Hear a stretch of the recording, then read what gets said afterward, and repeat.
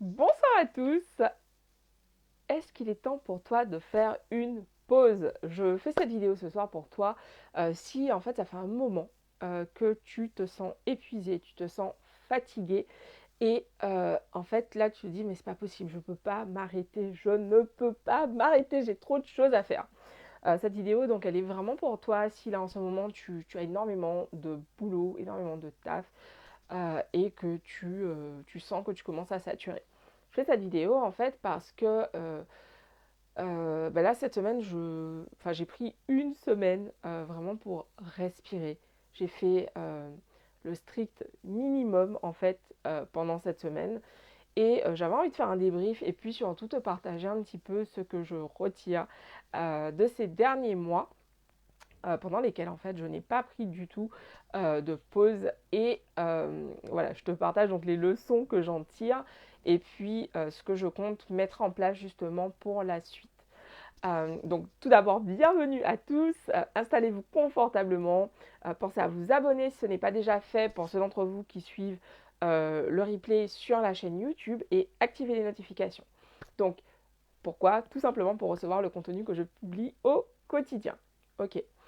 Donc, je parlais à l'instant de faire une pause et c'est le sujet dont je vais vous parler aujourd'hui, tout simplement parce que je termine aujourd'hui, j'ai terminé hier une journée, une semaine, une semaine de pause complète, complète pour pouvoir en fait respirer et me reposer. J'ai énormément dormi ces derniers jours. Enfin, j'ai fait des nuits, mais de dingue en fait. C'est très rare que je dorme autant, tout simplement parce qu'en général, j'ai un tel niveau de stress au quotidien que mon stress me réveille, même si j'ai dormi, je sais pas, même si j'ai dormi 4 heures. En fait, je vais vraiment me réveiller et démarrer ma journée. Et donc du coup, j'ai vraiment pris ces derniers jours le temps de me reposer, le temps de me recharger, le temps de me nourrir. Et je ne parle pas juste de bonnes choses à manger, mais vraiment de nourrir en fait mon âme, de sortir, d'aller voir mes amis, voilà, de vivre en fait en dehors de mon business. Parce que pour le coup, ces derniers mois, j'étais vraiment à fond. J'étais sur plusieurs projets. Et du coup, j'ai quelques retours d'expérience à faire. Donc déjà, chose importante, c'est écouter. Cet été, en fait, au mois d'août, j'ai vraiment ressenti le besoin de faire une pause. Et c'était le moment où je venais tout juste d'avoir deux nouvelles clientes, deux nouveaux gros contrats, en fait. Et je me suis dit, ah, tu peux pas faire de pause, tu peux pas faire de pause maintenant. Et en réalité, avec le recul que j'ai aujourd'hui, c'est toujours plus facile d'en parler après. Mais du coup, justement, mon expérience, mon retour d'expérience te permettra d'éviter de faire la même chose. En tout cas, d'avoir en tête quelque part dans un coin de ta tête que, attention, là, je me suis mis énormément de boulot pour les 3 prochains mois. Est-ce que j'ai planifié des moments pour respirer? Et je te partage ça en fait pourquoi? Parce que en fait sur les différents projets que j'avais, que ce soit pour mon entreprise, pour mes clientes, en fait j'avais quelque chose à faire tous les jours. Tous les jours. Et en fait, de prime abord, on peut vraiment se dire, ok, c'est un petit truc, c'est bon, ça va pas te prendre toute la journée, c'est ok. Sauf qu'en fait, ça fait que tous les jours, depuis quand tous les jours, depuis le mois de juin, j'ai pas eu un jour off pendant lequel en fait je ne pensais pas business, pendant lequel j'avais pas un truc à délivrer. Et du coup, c'est vraiment important je ne prends pas en compte les lives parce que oui, c'est du taf, mais voilà, ça fait partie de mon challenge et j'accepte ce qui vient avec. Mais je parle vraiment en fait de la charge mentale qui vient avec le fait d'avoir un projet sur lequel on est en train de travailler. Et du coup, en fait, ces derniers mois, ça faisait un bon moment là, du coup, de juin, juillet, août, septembre, octobre, novembre, quasiment, ah ouais, putain, quasiment 6 mois pendant lesquels, en fait, j'avais tous les jours un truc à faire, tous les jours un truc à remettre. Et du coup, en fait, j'étais vraiment épuisée. C'est pour ça que je dors autant en ce moment, tout simplement parce que je ne me suis pas prévue. Ouais, j'ai pas prévu en fait des moments. Et coucou, merci beaucoup pour tes cœurs. J'ai pas prévu en fait des moments de respiration. Et j'en parlais tout à l'heure, donc je faisais justement ce retour d'expérience avec donc mes clientes tout à l'heure, je leur disais que justement, en fait, c'est la vie, c'est comme le chant. Donc j'ai une de mes clientes qui est chanteuse, donc c'est pour ça que je prenais j'illustrais de cette façon. C'est comme le chant en fait. Quand on chante, si on ne respire jamais, on ne peut pas finir la chanson en fait. Je veux dire, au bout d'un moment, tu étouffes et t'en peux plus. Voilà. Et elle me faisait remarquer à juste titre que non seulement toi tu étouffes, mais les gens qui t'écoutent, bah, ils en peuvent plus. Ils sont là, ah mon Dieu, est-ce qu'elle va respirer à un moment donné en fait. Et je me suis rendu compte que vraiment, en fait, ces 6 derniers mois, le fait de ne pas avoir identifié en fait des moments, des pauses, des moments pour pouvoir respirer, en fait, ça a fait que j'étais dans un état de stress, mais de dingue en fait. J'étais, enfin ces 2 derniers mois, j'avais, bon, là par exemple, je sens que je sens vraiment un début de, je sais pas comment, bon, bref, en gros, un signal de stress, en fait, c'est que vraiment je vais avoir en fait mal à la poitrine. Donc du coup, comme je suis sur les bords un peu hypochondriaque, ça me rassure parce que c'est à droite, mais c'est vrai que je ressens en fait physiquement, je ressens vraiment le stress. Et du coup, ça c'est vraiment un signal fort pour moi parce que pour que mon corps m'envoie ce signal, ça veut dire que meuf, en fait, t'as trop tiré sur la corde en fait. Et je vous fais ce retour d'expérience, donc voilà, c'est pas genre je me dis ouais merde, j'ai mon ego qui est en train de dire non mais est-ce que tu as besoin de raconter tout ça? Oui, parce qu'en fait, on se rend pas compte, évidemment on a beaucoup de choses qu'on veut accomplir, des rêves qu'on veut rendre, qu'on veut faire tomber dans la matière en fait, mais pour autant, pour ça, on a besoin de notre véhicule physique. On ne peut pas juste fonctionner avec notre cerveau en fait. Et d'ailleurs, même le cerveau, il a besoin de notre créativité aussi, a besoin de ces moments de respiration pour pouvoir se recharger, pour pouvoir se nourrir et pour nous permettre en fait de continuer à avancer en fait.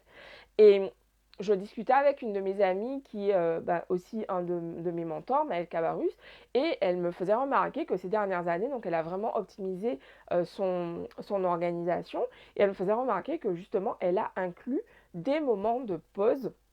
Ça inclut en fait dans son planning. Et je vous partage ça en fait parce que, donc justement, là on est en novembre, le dernier jour de novembre, je suis en train de préparer mon année 2022. Qu'est-ce que ça veut dire? J'en ai parlé il y a quelques jours lors du live, lors d'un live il y a peut-être 2-3 jours. Je travaille sur mon année 2022 dès maintenant. Pourquoi? Pour pouvoir prévoir ces moments de respiration. Je sais déjà qu'au mois de mars, à la fin du challenge, je me prévois 3 semaines pour pouvoir déconnecter complètement. Genre, déconnecter totalement. Je sais qu'au mois de juin, je me prévois également une période de respiration.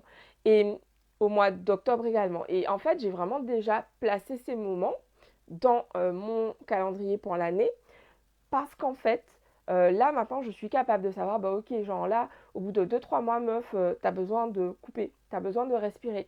Et donc là, je parle de grande coupure, cette coupure de 3 mois, mais en réalité, ce sera une coupure de 3 mois pour pouvoir récupérer de tout ce temps où tous les jours, tous les jours, tous les jours, tous les jours, j'ai eu du contenu à délivrer en fait, et je vais vraiment utiliser en fait ce moment pour pouvoir me nourrir, me recharger et ne plus être en mode création parce que c'est naturel, c'est devenu, là on est au jour 273, c'est naturel en fait pour moi aujourd'hui de créer, de faire un live, de prendre mon téléphone, d'allumer, c'est naturel parce que aussi, voilà, je le fais depuis 2016 et depuis 2016, en démarrant le challenge, j'étais à 500 vidéos, donc là j'imagine, j'en suis à 7, quasiment 800 à force. Donc oui, c'est naturel pour moi de créer. Pour autant, la créativité, en fait, elle a besoin d'espace. On a besoin, en fait, c'est vraiment une des lois de l'univers, en fait.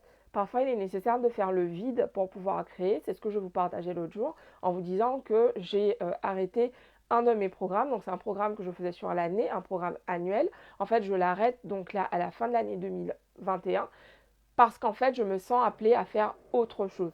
Mais je ne sais pas encore ce que c'est en fait. En réalité, j'arrête ce programme et pour l'instant, c'est le vide qui est derrière. Et c'est un peu flippant, mais en même temps, j'ai confiance parce que je sais que je crée tous les jours depuis mars de cette année. En fait, tous les jours, j'ai du contenu à vous proposer, tous les jours en fait. tous les jours, quand je me pose et que je réfléchis à ce que j'ai envie de partager, il y a toujours quelque chose qui vient. Donc j'ai confiance dans le fait que cette offre que j'arrête à la fin du mois de décembre, en fait, elle va être remplacée par autre chose qui sera plus juste et plus aligné. Et c'est vraiment en ce sens que faire des pauses, c'est important en fait, parce que quand on met sur pause, ça permet de prendre un peu de recul et de pouvoir assesser, regarder en fait ce qui s'est passé. Ok, bah tiens, j'ai fait tel et tel projet, finalement je me rends compte que ça ne me plaît pas, sauf que quand on est dans la roue, comme le hamster, parce que c'est ça en fait le truc, c'est que on parle de rat race, la rat race, donc c'est le terme qui est utilisé pour désigner le fait d'être dans la routine métro boulot dodo. Mais on peut tomber dans la rat race de l'entrepreneur qui consiste à être tout le temps en train de faire un truc. Ok, j'ai toujours un projet. Et de ne pas s'arrêter, en fait pour respirer. Et cette année en fait j'ai vraiment expérimenté ça.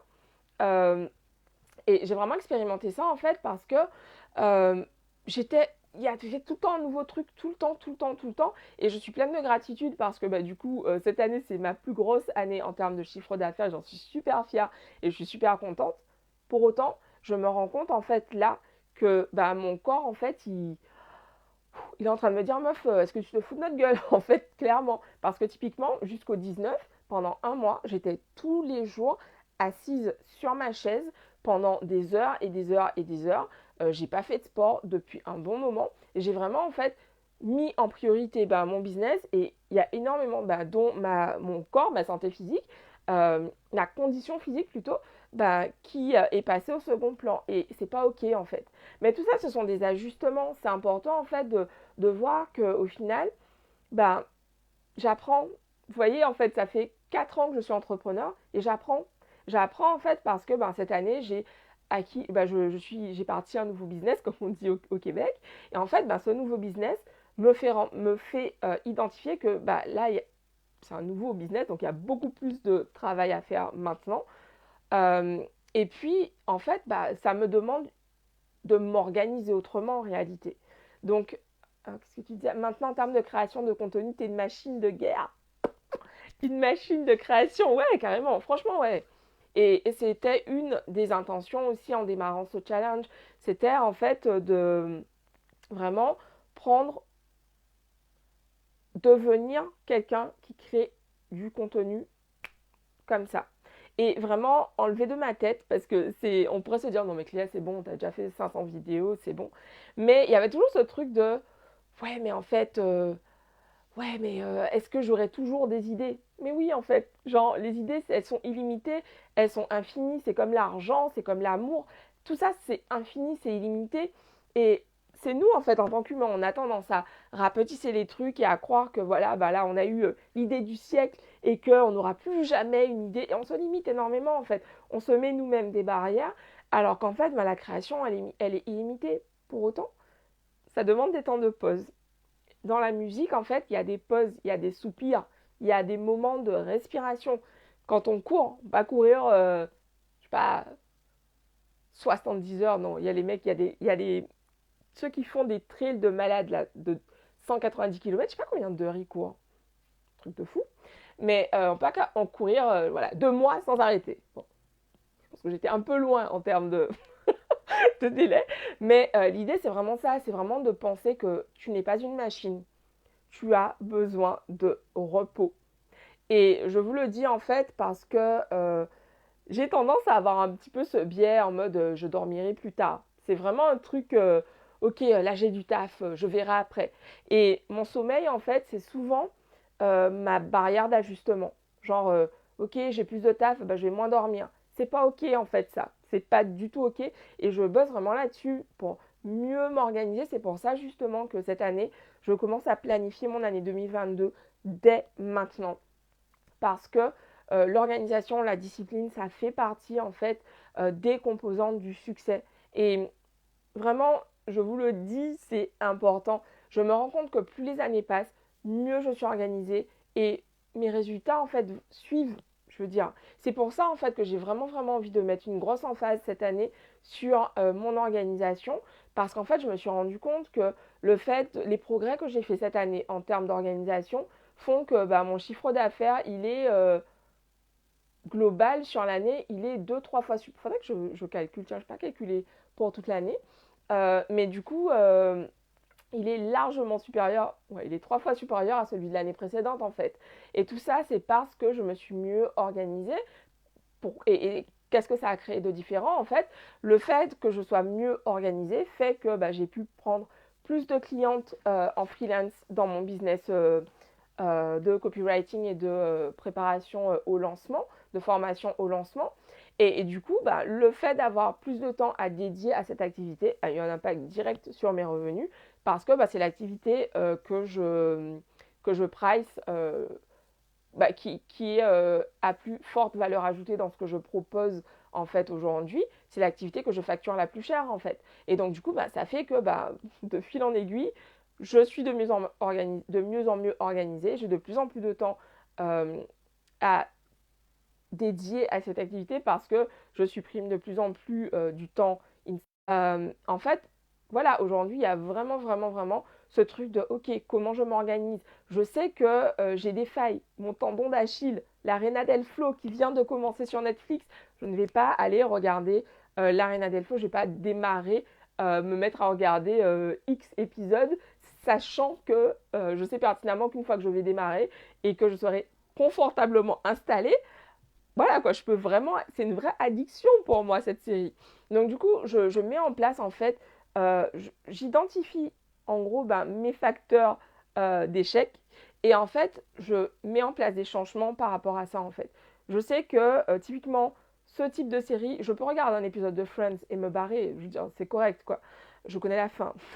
Mais l'Arena del Flow, c'est vraiment une série. Et je prends cet exemple parce que la série, voilà, la nouvelle saison vient de sortir, qu'on l'attendait depuis 2 ans et que toutes mes potes m'ont envoyé, tu as vu l'Arena del Flow est sortie et que je regardais, je crois, un ou deux épisodes et que hop, je me suis barrée en disant non mais là, c'est pas le moment. Et en fait, c'est important d'identifier ça en fait. Ok, je sais que si je commence à jouer à la play, voilà, je vais passer trop de temps là-dessus. Ok, je sais que si j'appelle tel et tel pote alors que j'ai du taf à faire maintenant, on va passer 2-3 heures au téléphone et c'est pas correct par rapport à mon organisation pour la journée. Comment je peux m'organiser différemment? Donc vraiment, euh, c'est important en fait de réfléchir. C'est pour ça que je vais vraiment faire l'emphase là-dessus. Réfléchir à votre organisation pour l'année qui arrive en fait. Comment vous souhaitez vous organiser? Qu'est-ce que vous souhaitez, faire? Alors attends, j'ai du mal à construire la phrase. Qu'est-ce qui va être une priorité pour votre année 2022? Qu'est-ce qui va être une priorité? Et moi, vraiment, je l'ai identifié. Ok, en 2022, je veux reprendre la samba. Je kiffe danser la samba et c'est pas du tout ok pour moi d'avoir arrêté depuis aussi longtemps. Donc, certes, oui, il y avait le Covid, machin truc, mais bon, bref.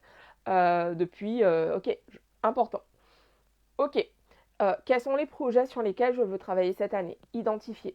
Et en fait, l'idée, c'est pas voilà, d'avoir tout cadré et de ne pas laisser de place en fait pour l'inspiration du moment, pour l'opportunité du moment, si elle est juste, si elle est alignée en fait. L'idée, c'est vraiment en fait d'avoir, ok, j'ai ce canevas dans lequel en fait j'ai déjà des choses prévues. Et voilà le temps qui m'est imparti, surtout si vous êtes entrepreneur et que vous travaillez encore à côté.